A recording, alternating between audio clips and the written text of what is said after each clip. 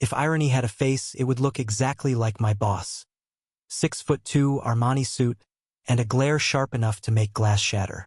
And if fate had a sense of humor, it showed it tonight by trapping me with him in a steel box moving nowhere. The elevator doors had slammed shut, the hum of electricity cutting off, leaving us in silence so thick I could hear my own pulse. The emergency light bathed everything in a faint golden glow, and in that moment, with the city of New York buzzing outside the building's glass tower, I realized something. Being stuck in here wasn't just a nightmare. It was a confession waiting to happen. I shouldn't have been nervous. I shouldn't have cared that his gaze lingered longer than it ever had in meetings, or that his lips parted like he was about to say something not listed in the quarterly reports. But my throat tightened, because for the first time since I joined Harrington Enterprises, the walls between us didn't feel like glass. They felt like smoke, and I was inhaling every bit of it. "Relax, Ethan," he said finally, his voice low and measured, like he had all the time in the world. "It's just a temporary glitch. Just a glitch, right? Tell that to my heartbeat threatening to launch me into orbit." I forced a chuckle, leaning back against the cool metal wall. "Sure, Mr. Harrington. Just another Wednesday night, trapped in an elevator with your boss. Totally normal." His brow lifted, and something flickered across his face. Amusement, maybe, or something deeper, something dangerous. "You don't have to call me Mr. Harrington when it's just us," he murmured, the faintest smile tugging at his lips. That was the first crack, the first subtle shift that made my chest ache with both fear and anticipation. By day, he was Alexander Harrington, untouchable CEO, a man whose name carried the weight of entire industries. By night, or maybe just in the hollow pause of a broken elevator, he was a man staring at me like I was more than just another entry on his payroll. I never believed in cliches until I started working for him. The boss from hell stereotype? He wore it like a second skin. Perfectionist, relentless, cold. And me? I was the underdog, 26, barely making rent in a shoebox apartment in Queens, clutching a dream too fragile to survive the corporate grind. I should have hated him. I tried to hate him. But how do you hate a man whose silence carried more weight than 1,000 shouted words? The first week I joined the company, he had called me into his office for a mistake in the report. I'd expected to be fired. Instead, he'd leaned back in his leather chair, studied me with eyes darker than midnight, and said, "You're smarter than this. Don't waste my time or yours." It wasn't encouragement, not exactly, but it was something. It was the kind of acknowledgement I hadn't had from anyone since my father walked out when I was 15. Maybe that's why his approval meant too much. Maybe that's why, standing here now with the elevator humming lifelessly around us, I wanted to reach across the inches that separated us and close the space entirely. But I couldn't, because this was America in 2025, and no matter how progressive the world pretended to be, people still whispered, they still judged, and the last thing I needed was for my career to be shredded by gossip before it even began. Still, the way he looked at me, it wasn't professional. It wasn't casual. It was something that belonged in the secret places of midnight, not under fluorescent lights. The minutes stretched, the air growing warmer, heavier.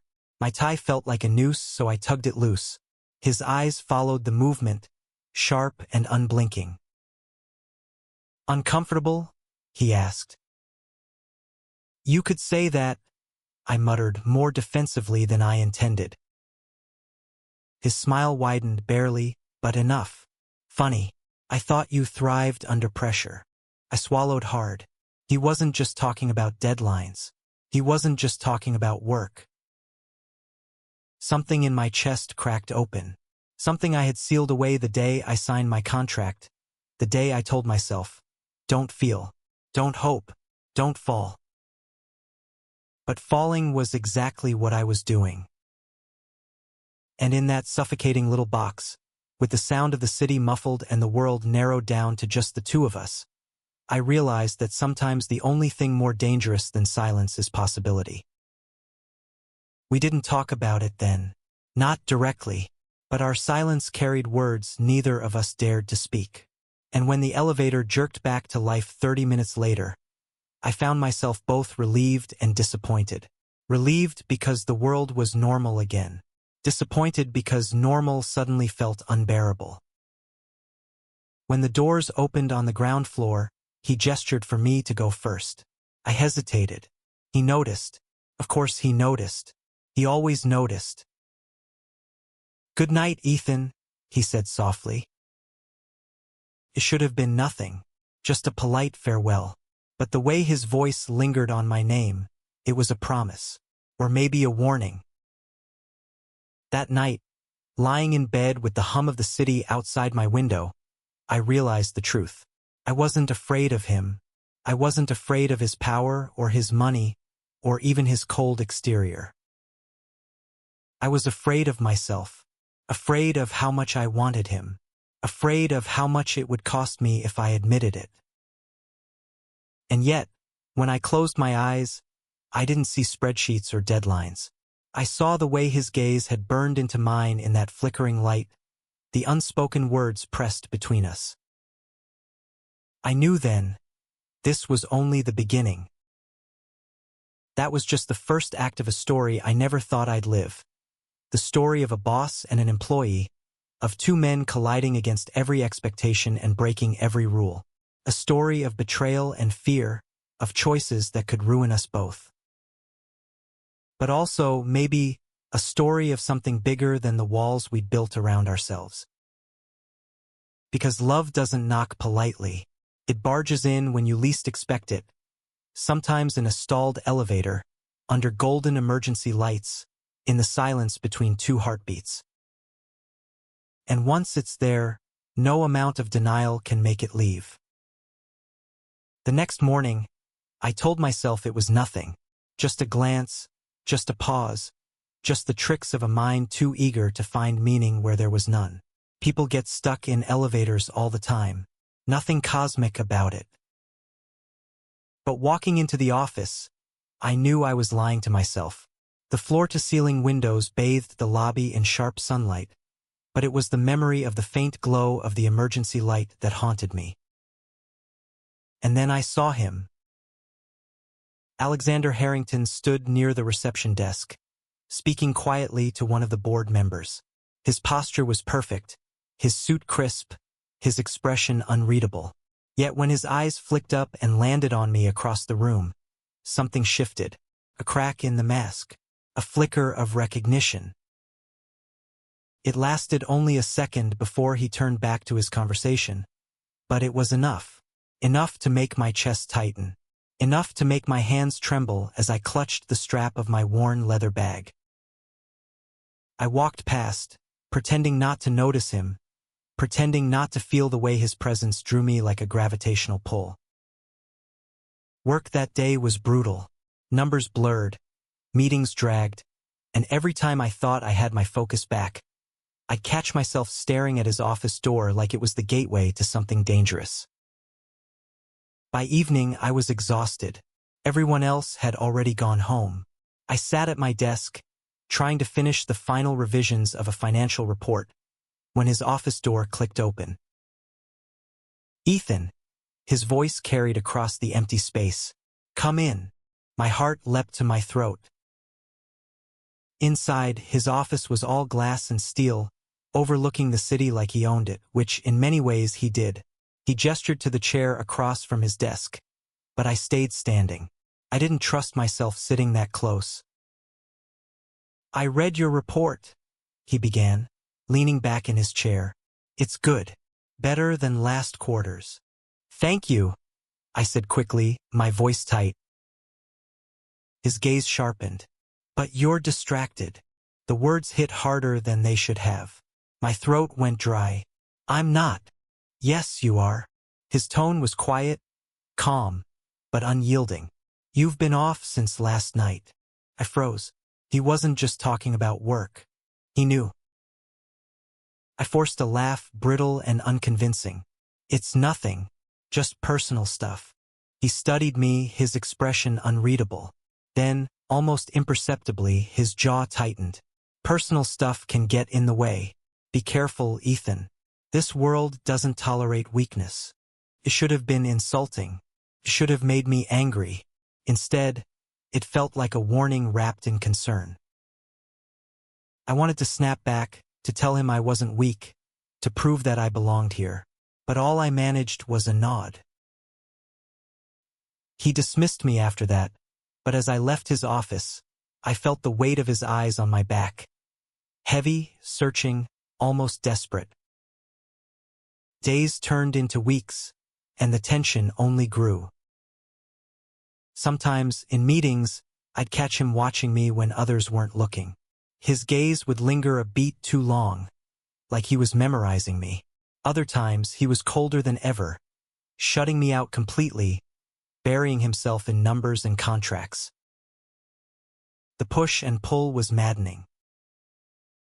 One evening, after a particularly brutal meeting where he'd shot down every suggestion I made, I slammed my laptop shut and muttered, "You're impossible." I didn't realize he'd heard until his shadow fell over my desk. "Careful," he said softly, almost amused. "You're talking about your boss." I looked up, and for the first time, I didn't hide the frustration burning inside me. Then maybe my boss should stop acting like he's at war with the entire world. Silence. His expression didn't change, but something flickered in his eyes. Not anger, not irritation, something rawer. He leaned closer, lowering his voice. "Maybe the world deserves it." The vulnerability in his tone startled me. I opened my mouth, but before I could respond, he straightened, his mask snapping back into place.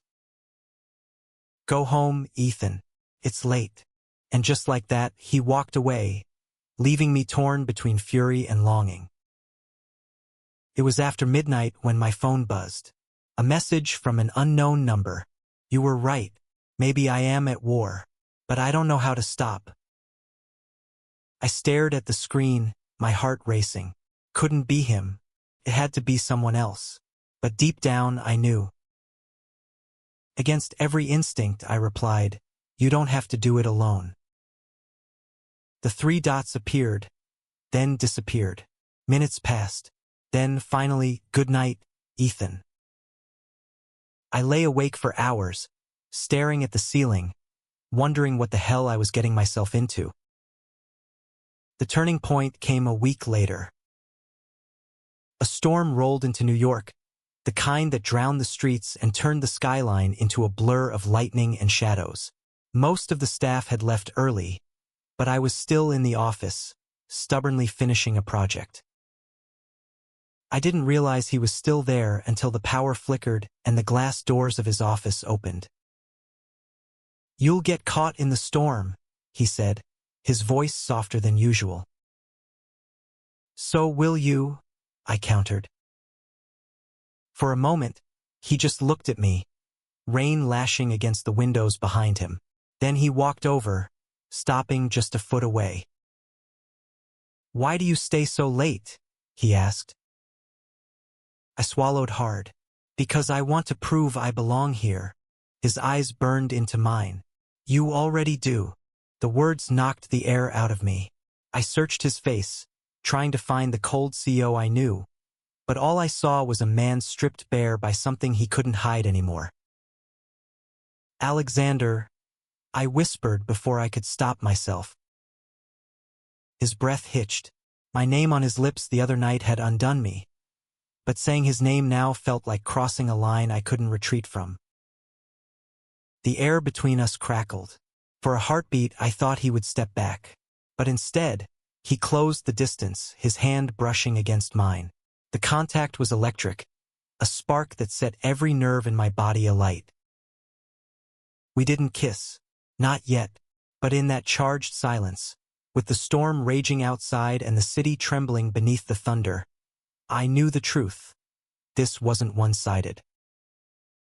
He wanted me too. But wanting and having are 2 very different things.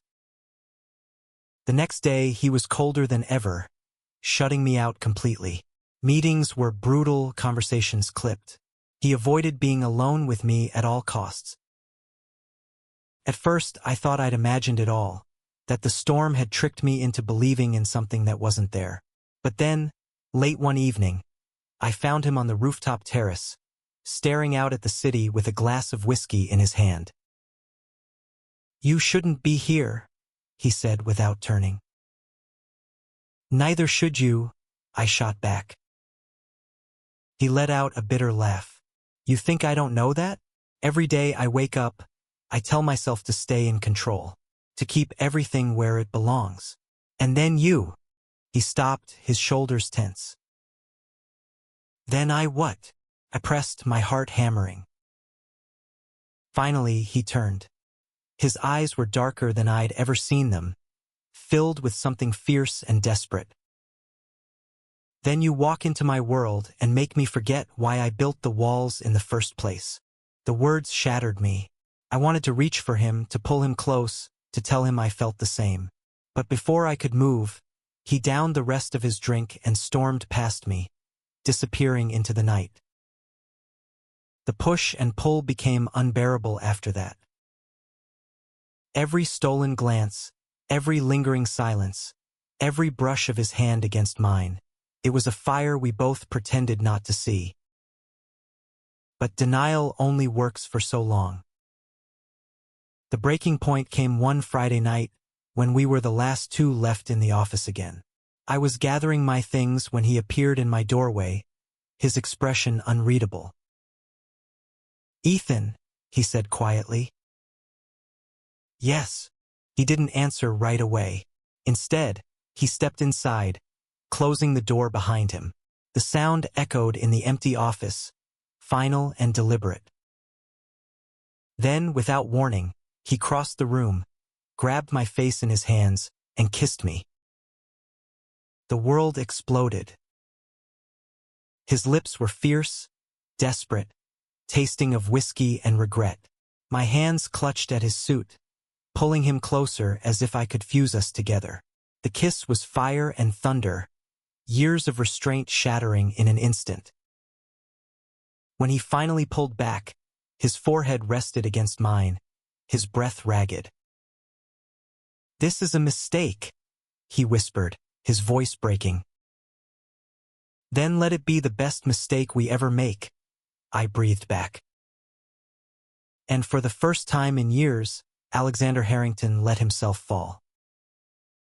That night changed everything. We tried to pretend the next day that nothing had happened, that the kiss had been a slip, a moment of weakness. But the lie couldn't hold. Every glance was heavier, every touch more dangerous. The office became a battlefield, professional by day, burning with secrets by night. And somewhere in the middle of it all, I realized something terrifying. I wasn't just falling for him. I already had. That's when the real conflict began. Because in this city, in this industry, in this world, love like ours wasn't just frowned upon. It was lethal. And sooner or later, someone was going to notice. The Monday after our kiss felt like walking into enemy territory. The office buzzed with the usual chaos.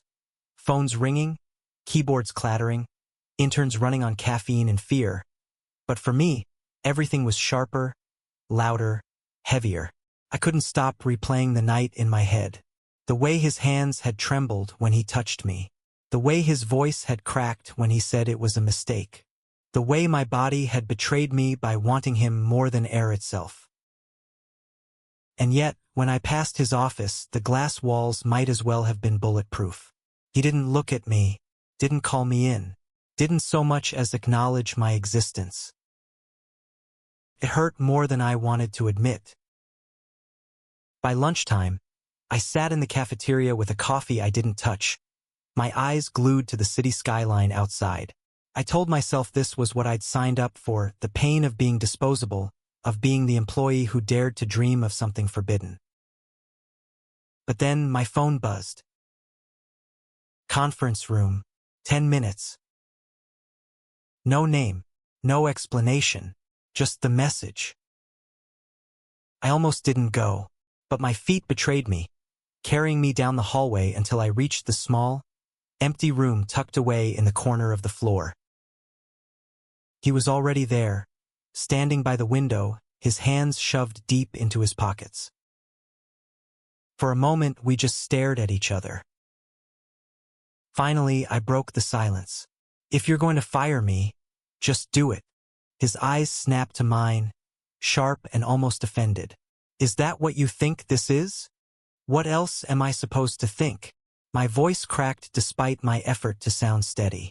You kiss me, then pretend I don't exist. I can't. Ethan. His tone cut me off, firm but not unkind. You think I don't want this? You think I haven't spent every second since that night fighting myself not to? He stopped, dragging a hand through his hair, his control slipping for the first time. You don't understand what it would cost me, what it would cost you. I stepped closer, anger burning through the fear. Then why start something if you're too afraid to finish it? His jaw clenched, his chest rising and falling with heavy breaths. For a second, I thought he'd walk away again. But then his voice dropped, raw and unguarded. Because when I'm with you, for the first time in years, I feel alive. The words hit me like a tidal wave. My anger crumbled, replaced by something much more dangerous. Hope. I reached out, my fingers brushing his sleeve. He didn't pull away. Instead, he closed the distance, pressing his forehead to mine. We can't do this, he whispered. We already are, I whispered back. And then, despite every reason not to, we kissed again. For a while, it was enough.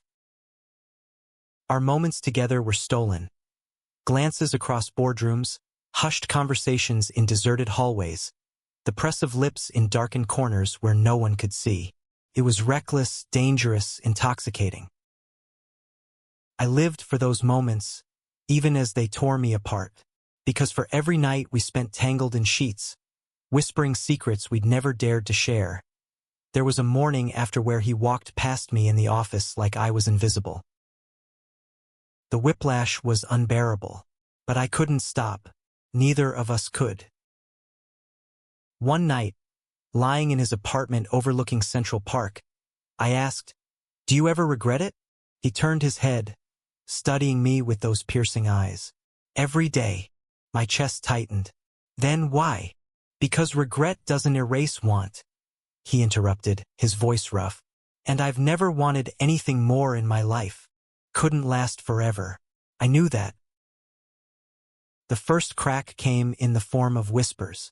Colleagues noticing how often he called me into his office, how late we stayed, how his gaze lingered just a little too long. One afternoon, I overheard two analysts talking in the break room. Think he's grooming the kid? One muttered. Wouldn't be surprised, the other said with a smirk. Harrington doesn't waste his time on anyone unless he's getting something in return. Their laughter was a knife to the chest.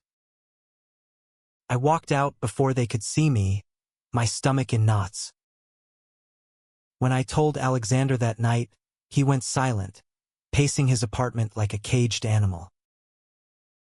They're watching us, he muttered, his fists clenched. I told you this would happen. It's just rumors, I tried to say, but my voice wavered. Rumors become weapons, he snapped.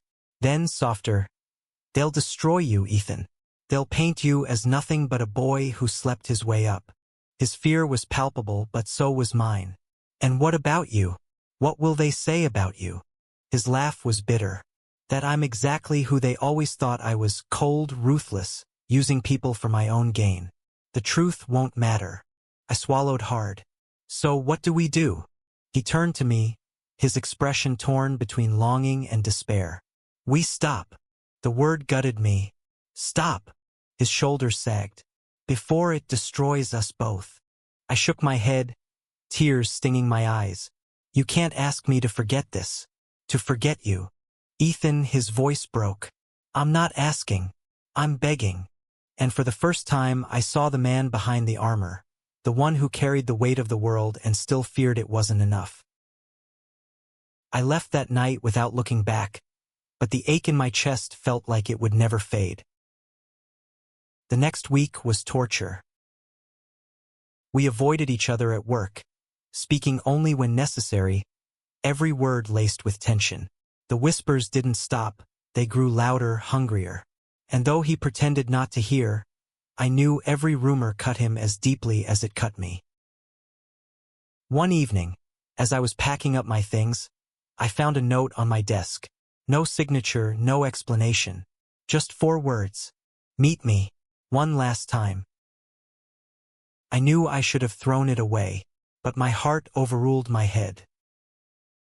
He was waiting on the rooftop terrace. The city spread out below us like a sea of lights. The wind tugged at his coat, his face shadowed by the glow of the skyline. When he saw me, his expression softened, pain etched into every line of his face. "I shouldn't have called you," he said. "Then why did you?" He exhaled slowly. "Because letting you go feels impossible." The honesty in his voice shattered what little resolve I had left. I closed the distance between us, my hands gripping his coat, pulling him close.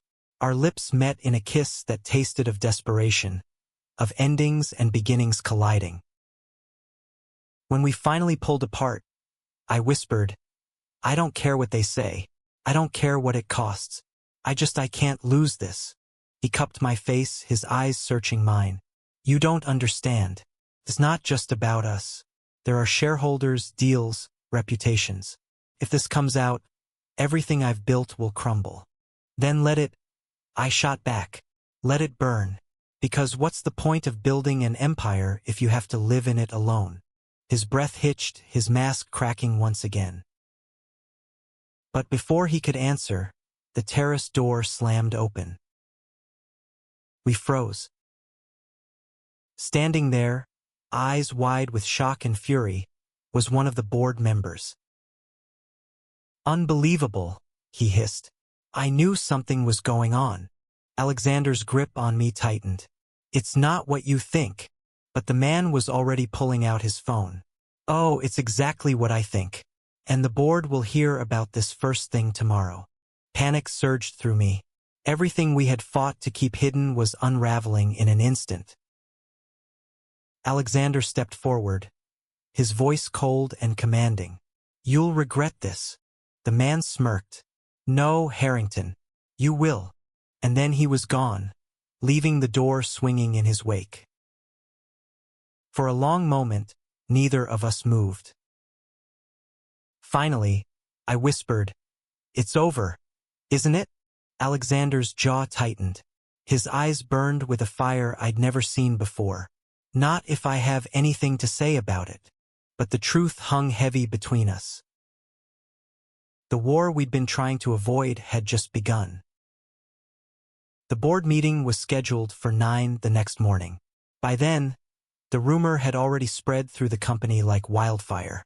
I felt it in the stares, the whispers, the silence that fell whenever I walked into a room. Alexander didn't call me into his office. He didn't even look at me as he walked past, his face carved from stone. But I knew that behind the mask, behind the steel, he was preparing for war. I sat at my desk, staring blankly at the screen. My report glowed back at me, irrelevant and meaningless. Every instinct told me to run, to protect myself, to leave before the fire consumed me too. But my heart refused. Because I wasn't just part of the collateral. I was part of him. When the board convened, I wasn't invited. But the walls of Harrington Enterprises had ears, and I heard enough. Inappropriate relationship with a subordinate. Risk to the company's reputation. Potential lawsuits, financial damage. The words twisted like knives. But then came his voice, calm and steady, cutting through the storm. "Yes," he said. "It's true." The room erupted in chaos. I froze outside the door, my breath stolen from me. He could have denied it. He could have thrown me under the bus, claimed manipulation, claimed misunderstanding. But he hadn't. He had chosen truth. I won't apologize for who I care about, Alexander continued, his tone ironclad. If the cost of being honest is losing my position, then so be it. I built this company from the ground up, and I'll walk away before I let you dictate who I'm allowed to love. Silence. Then a voice dripping with venom. Love? This is about weakness, Harrington. You've compromised everything for a boy. My fists clenched, shame burning through me. But before I could retreat, his voice rang out again, fierce and unshakable. He's not a boy. He's the reason I remember what it means to be human. The weight of his words left me staggering. The meeting dragged for hours, but the outcome was inevitable. By afternoon, an official announcement hit the press. Alexander Harrington had resigned as CEO, citing personal reasons. I should have felt relief. Instead, I felt a grief so deep it hollowed me out. He had sacrificed everything, his empire, his reputation, for the truth. For me. But when I went to his office to find him, it was empty. His desk was cleared, his suit jacket gone. Just like that, he had vanished. The days that followed were unbearable. I checked my phone every hour, waiting for a message that never came. I lingered in the places we used to meet, the rooftop, the conference room, the elevator that had started it all, hoping to see him, hoping to catch even a shadow of him. Nothing. The city felt emptier without him in it. It was a week later when I finally saw him again. I was walking through Central Park, the autumn air crisp, the leaves scattering across the path, when I spotted him on a bench near the lake. He wasn't in a suit this time, just a simple gray sweater, his hair mussed by the wind, his face more tired than I'd ever seen it.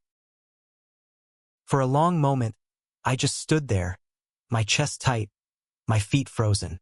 Then slowly he looked up and our eyes met. He didn't smile, neither did I, but something passed between us, something stronger than words. I sat down beside him, the silence stretching. Finally, I said, "Why did you disappear?" His jaw tightened. "Because I didn't want you to see me like this." "Like what?" "Like a man who lost everything." His voice was hoarse, stripped of all its usual command. "I built my life on control, Ethan. And then I met you, and suddenly control didn't matter anymore. I didn't know how to live with that. My throat ached. You didn't lose everything. You still have me." He turned, his eyes searching mine, raw and unguarded. "Do I? After what I've dragged you through?" I reached for his hand, my fingers threading through his. "You didn't drag me anywhere. I chose this." "He chose you." His breath hitched, his hand trembling in mine. For the first time since that night, the walls crumbled completely. And then he pulled me into his arms. We sat like that for what felt like hours, the city moving around us, the world still turning. And for the first time, I realized that love doesn't always look like fairy tales or flawless victories. Sometimes, love looks like ruins and rebuilding, like choosing each other in the ashes of what you've lost. The weeks that followed were quieter.